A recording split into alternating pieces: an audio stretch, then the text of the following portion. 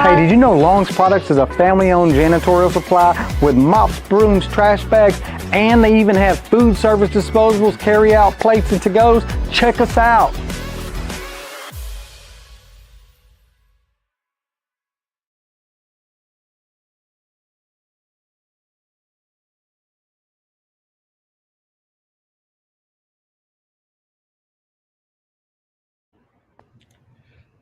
Good afternoon, everyone. I'm Jack, and this is Let's Talk on UrbanCast. Where we don't make the news, we just tell it.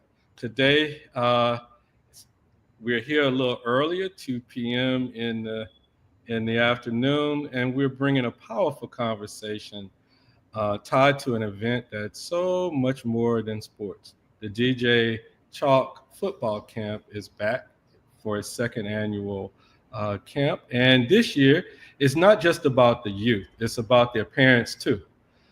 Thanks to a partnership with the Central Louisiana Health Services District, this year's camp includes a full-scale human services fair featuring employment agencies, mental health support, wraparound services, and much, much, much more.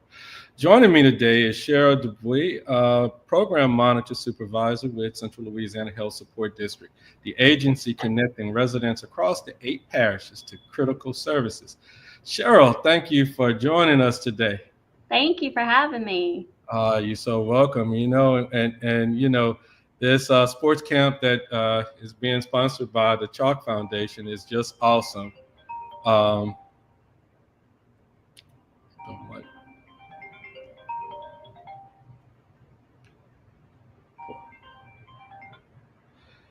It's just awesome. Let's go ahead and tell us a little bit about Central Louisiana Health Support District.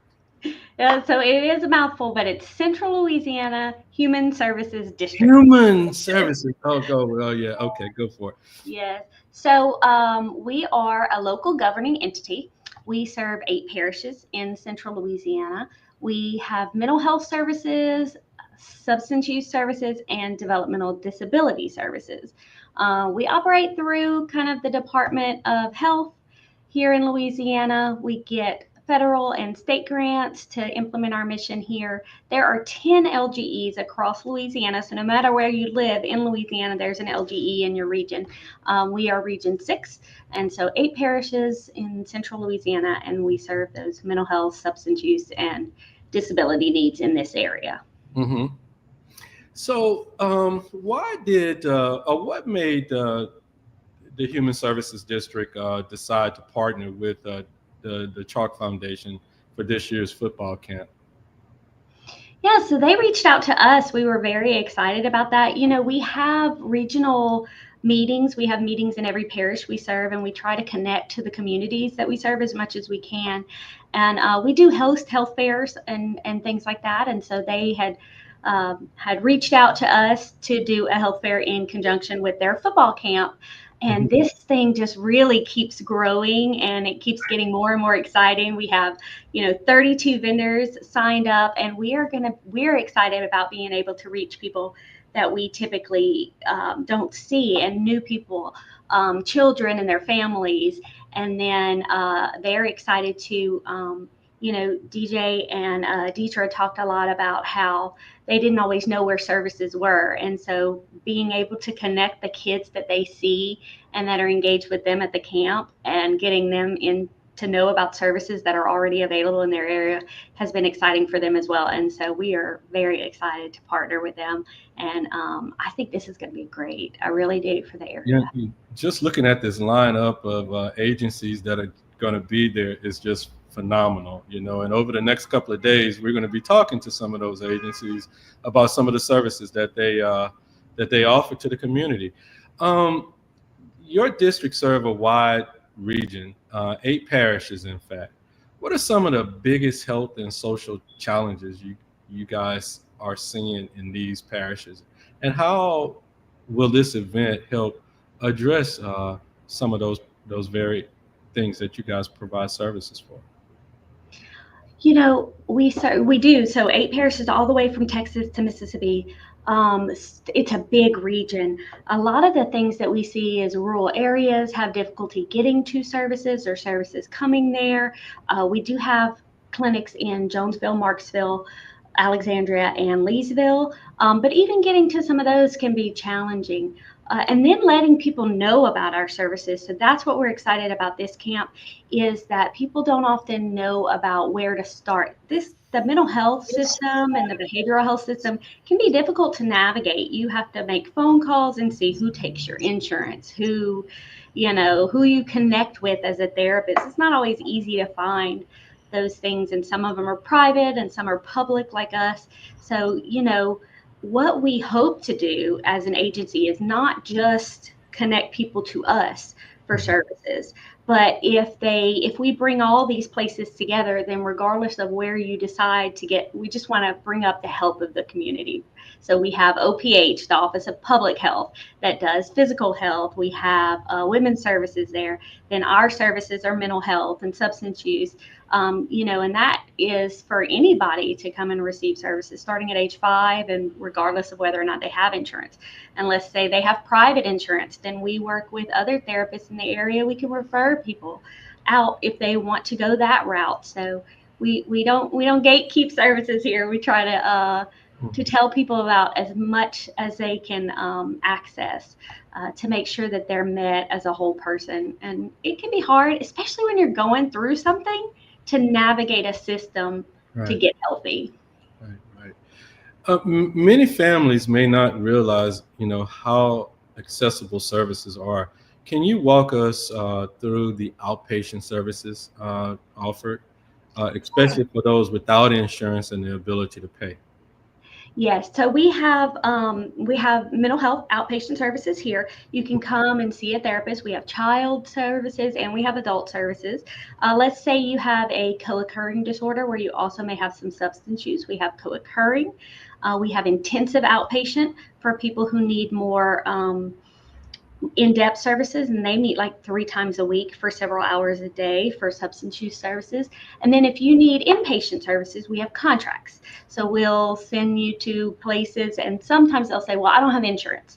Well, the state can cover some of that. And there are some, we'll have to go through some things to get to whether or not you qualify for that. And we may have a sliding scale for some people. They may pay a small portion. Some services may be free, but we make sure that no one is turned away and that everyone has access to services. So even if you don't stay with us, we're a good place to start your journey on mental health and substance use side of things. Your Care and Choice clinic serve both youth and adults. What types of treatment or support will be available on site at the fair, and how can families follow up, after that? So we've talked to some of our therapists. They're definitely coming out, even some of our developmental disability services people. We've talked to other agencies who are also sending therapists out. There are some rules around therapy and discretion and HIPAA and making sure your information is safe. So if all you want to do is grab a brochure and call later, that's absolutely fine. If you want to talk to someone, not necessarily as in a session, but you want to talk to a therapist and say, hey, I want to see if I click with this person, if this is going to be somebody I should go see. Or maybe they can even say, oh, I think you would do good with this person in our office. If this is your belief system, if this is, what you're comfortable with. We try to connect people to the person that is going to be able to serve what they need. Maybe it might be dependent on their anxiety or depression or what their diagnosis is, or even who they're most comfortable speaking to, male, female. We try to bridge those gaps. So they'll be there to talk to, or you can just pick up a brochure. There's no, we're not going to pressure people to sit down and have a therapy session. Right. There, and we'll make sure that we get people connected to where they need to be and to learn more about how to make those connections. Yeah, and and to those folk that are out there listening, the football fair, the football camp is not just about the football, but it's about getting those services that you really need to cope with whatever it is that you are actually going through or what have you, and it's an opportunity for the parents to kind of go out and do that kind of thing, while the kids are in the camp doing their thing as well. And so we had one comment out there, and trust and believe, I'm feeling you. Someone asked the question, we got a lot of crime going on in the community, and we need to be talking about that, not football. But this particular football camp is going to have a health component. If people need some resources on just how to cope with whatever they're going through, they can get that. If it's a problem child at home or whatever it's going to be, I've already spoken to some of the folk that are going to be there, and it's just going to be really exciting. The parents are going to be able to walk away with a lot of tools in their pocket when they leave this particular camp, for sure. I apologize for going off script there, but I wanted to address a comment that came. No. And, that goes back to what we were talking about just a little bit before this, is that, we have a prevention component. And so when we get into the schools and when we are going out and telling people where to find services early and connecting them to those services, that prevents substance use or, suffering with mental health issues for years before getting help. If we can get people connected to those services before they have those issues that lead to sometimes becoming involved with law enforcement, prevention is the way to tackle, we want to go downstream and we'll help, any way we can to get people back into recovery. But if we can go upstream and help the people before they become involved in law enforcement, it's difficult for some people, but that's what we're doing here, is trying to connect the next generation with those resources and telling them that it's okay to get help. It's okay to talk about your feelings. We're going to break down that stigma, and ask for and get the help that you need. We talk a lot about stigma when we go and talk to kids, especially. And this next generation, there's hope there. There really is. And these are good kids. They like football, and, they get to learn a little bit about the services. But DJ, when he spoke to us, that's what he talked about. It wasn't until later in life, and his story is it's very good, and he's going to talk there too. It wasn't until later in life that he felt like it was okay to reach out. Right. As adults, we have kind of that, but if we start instilling in the kids that they can reach out, that they can have services, that they can tell someone when they feel this way or when they're going, or, if we can reach them early, that's the future. That's the way to prevent crime rather than just react to it. And that's a very good question that the person had. Yeah, absolutely. I understand the mobile crisis team is going to be on site. That's a new service that you guys offer. Can you explain how that works and how it might be activated, highlighted at the event itself? We're one of the pioneers in this, in Central Louisiana. There are a few other regions that have it, but our mobile crisis team, we are so proud to have this service in Central Louisiana. They are all peers in recovery from substance use themselves. They are at the hospitals. Our 2 hospitals have allowed them to be in the emergency rooms. So when someone comes in with a problem from a substance use disorder or an overdose, they are right there to say, hey, I've been where you've been, and if you're ready, we can get you into treatment. You can go inpatient, outpatient, and that's the point. If you hand them a brochure when they're at the worst point in their lives and you say, go get to help when you get out, who they're going to when they get out is not that service, you know what I mean? But if you're standing right there and you're saying, right now, let's go, we can get you help, we can get you connected to this recovery community, that has been life-changing for so many people.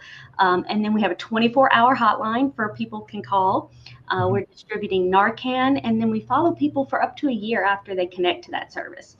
So it really gets people, the recovery community in Central Louisiana is really good. There are meetings to go to. There are people you can call if you're feeling like you may be having trouble with your sobriety. So we want to tap people into those communities and get them on the path to substance use, to being sober. Okay. So substance use continues to impact the community. What partnerships or programs do you guys offer specifically for youth and adolescents? And I tell you, we cover a lot of information, scenes here. And and we know that, many times, just recently, Pineville police over the weekend went on a call, and 2 people were being impacted by drugs, and it was good that there was someone there to act quickly, to give them a hand and that kind of thing. So tell us a little bit about what partnerships and programs you guys specifically offer for those youth and adults. Yeah, well, we've been excited about both hospitals, Cabrini and Rapides, letting us into their hospitals for the mobile crisis. We have had lots of calls, even since that call you're talking about. We've had businesses in that area reach out and say, "Hey, bring us Narcan. We just want to have it here in case something like this happens again." Of course, we give the firefighters and police officers, but anybody can get Narcan here. We give it out free of charge. And so if you're willing to keep it, and we really want to break down that stigma, I think that people are kind of scared to carry it or to say, oh, I don't want to, that's their choice, But when you see someone who is having an overdose and knowing that you say, that you have it available and that you're able to save that person, we want people to recover, and we cannot reach them and we cannot get them into being their best self and into recovery if they overdose, so every time, no matter how many times it takes, we're going to distribute that Narcan. We have so many people here who have heard their stories about having Narcan or overdoses, or how many times, they had to go to rehab. But that mother or that father or family member who has been there through it all, and, they've seen some terrible things, but those people in recovery are glad for every single person that every time they overdosed or every time they went back, until it stuck, until they were able to overcome that, no matter what their treatment options may be, inpatient, outpatient, medication assisted treatment, medical. We have all of those at our disposal, and we want to make sure that you get the help that you need, specifically for you. So and we partner with Red River Treatment Center. They do some of our inpatient. So we try to, and the mobile crisis team is great about knowing where those resources are. So they can help people get beds. So if you call around and you can't get a place to go, you can call them and they can call, and sometimes they'll get a little more information. Well, we don't have any beds available. We do have somebody leaving tomorrow. Okay. Can we do a 24-hour hold at the hospital until we can get them there? And then we can coordinate that a little better. So it's all about coordination and making sure that all the services that we have in the area work together. And because, people are in crisis. It's really hard to navigate a system when you're in crisis. When you're in crisis. You want to meet them where they are. Right. What support is available through your agency for people with developmental disabilities? And will any of that information be available at the camp itself? Yes, so we're going to have a table up for all of our services, but that includes developmental disabilities. So we're the access point for developmental disability services from the office of from the state of Louisiana. So that can include having somebody come into your home and help out for a few hours, all the way up into someone getting their own apartment and having 24/7 staff. You would go on, that's called a waiver. And so there's a list for that, and there's a process to getting into that, but that's what we walk people through. We even have some funding to help with something like if you have special needs considering your food, or if you need something to help you either speak or to walk, we have some assistance with that as well. And now I do want to say developmental disabilities are before the age of 21. So it's not developing a disability later in life, but from childhood having a disability, those services are through our office. Now, if you call here and you say, hey, I'm an older person with a disability, we may connect you to the Office of Adult Services and Aging. So we still are going to make sure people get to the place they want to be. But developmental disability services here is pretty unique, and they do a really good job of helping people throughout their life make a plan for, what happens after their caregiver isn't able to give them full-time care anymore, or if they need respite care. or if they need specialized services. So that's all through our office as well. Right.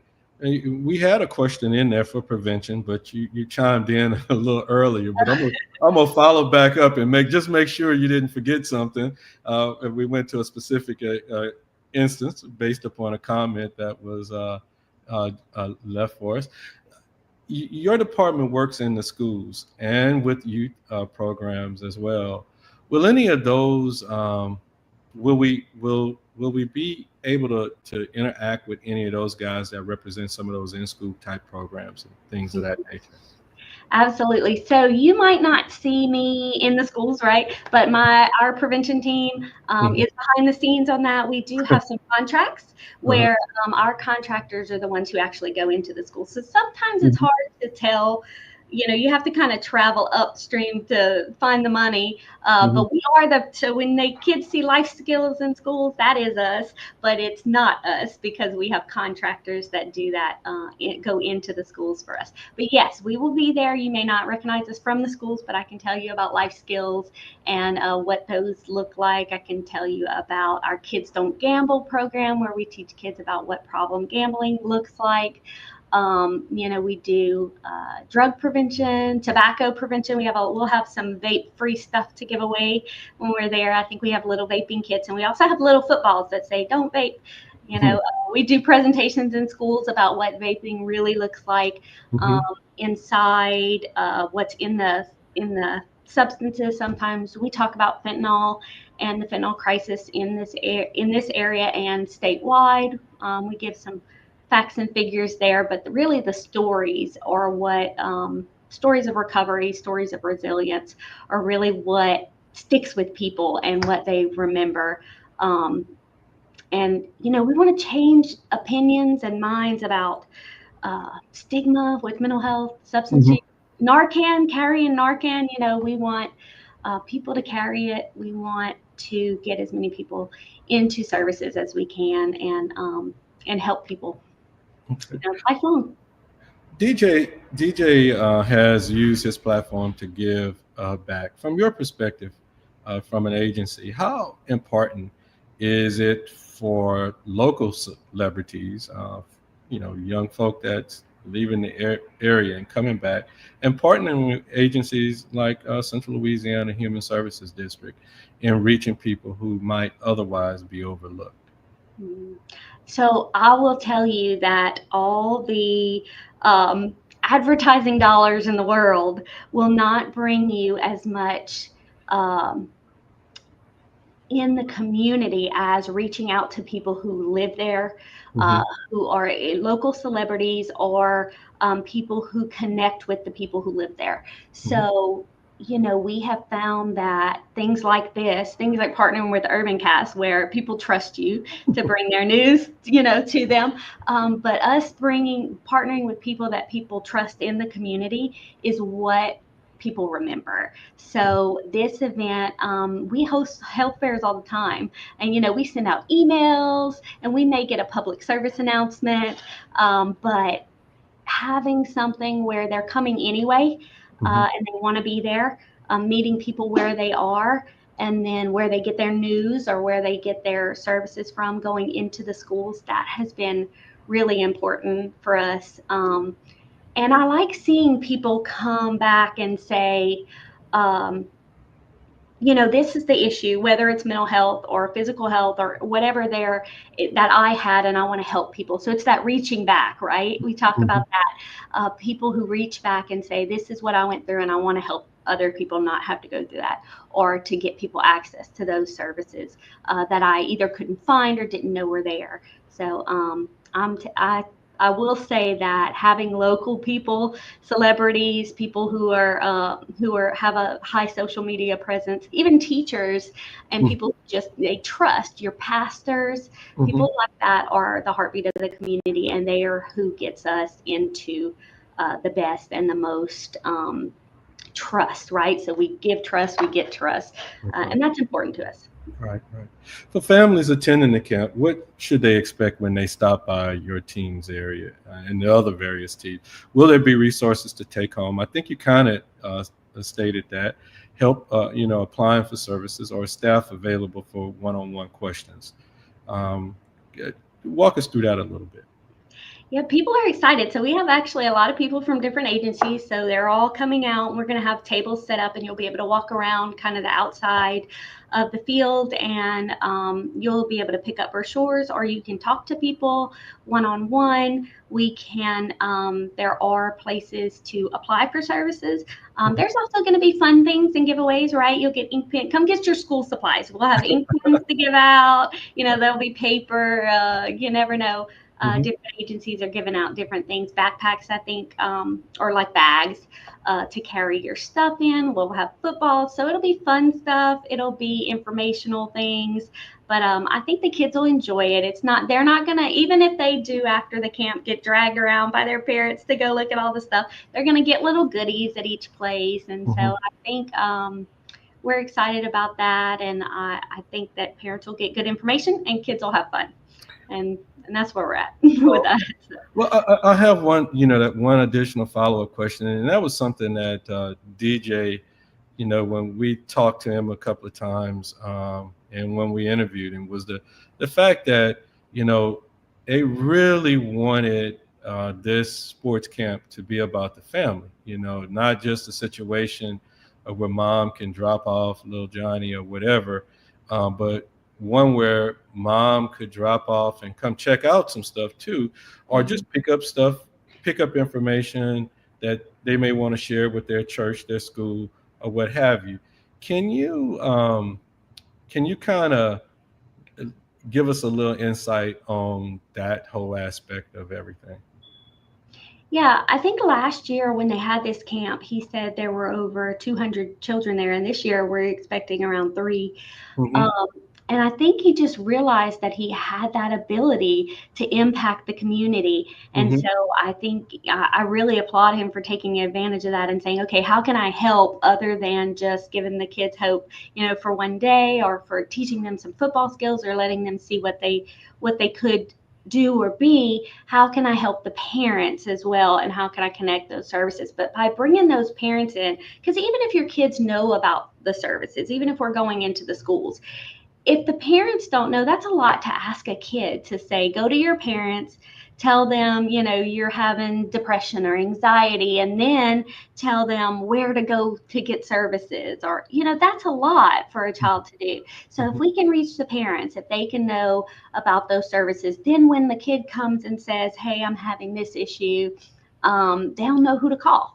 And they'll know that next step, because that's what we do, right? We go to our parents, we go to our teachers, we go to our pastors when we need to trust someone. We don't necessarily just call the local mental health agency, although we are trying to get the word about 988 that people can call directly. So yeah, those things like that where people can call quickly, 988. But, if you're going to people in your community who you trust to ask where to go, then they need to know about those services. So that's what we're trying to do. It will reach the grown-ups to reach the kids. All right.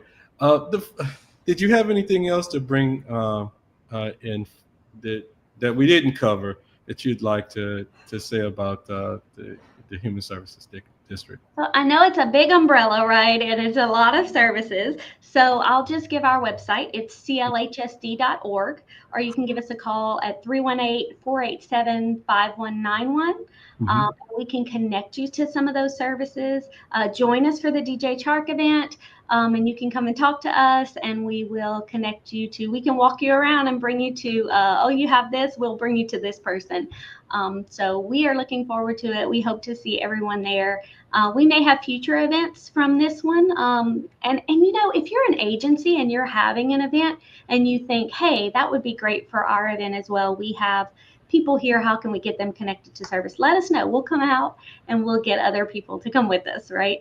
If you want to join your community coalition, we have 8 of those a month. So depending on any parish you're in, you can come to one of our meetings monthly to talk about what your services, your community needs, where your gaps are, and we can go to the state and help them determine how to fill those gaps. So that's what we're here for. We are a state agency that bridges the gaps, and we kind of help to direct funding a little bit on where we need services and what we need in this area. So we have got to connect with the community to be able to be their voice. Absolutely. The football camp is a hook, but the Health and Human Services Fair is the heart of the event. From job opportunities to mental health services, this is about strengthening the whole family. It all happens on June the 27th at Alexandria Senior High School. Registration starts at 2 p.m. and the camp runs from 3 to 7. If you are a parent, guardian, or caregiver, come take advantage of these resources. To learn more about services offered year-round over at Central Louisiana Human Services District, you can visit their website at CLHSD.org or call 318-487-5191. If you are in crisis and or need direction, their mobile crisis team is just one call away. Of course, you also have 988. We encourage you to comment on this particular post, like, share, and broadcast. It matters because the information that we've been talking here today, Cheryl, it is needed in our community, especially as we continue to stand firm while,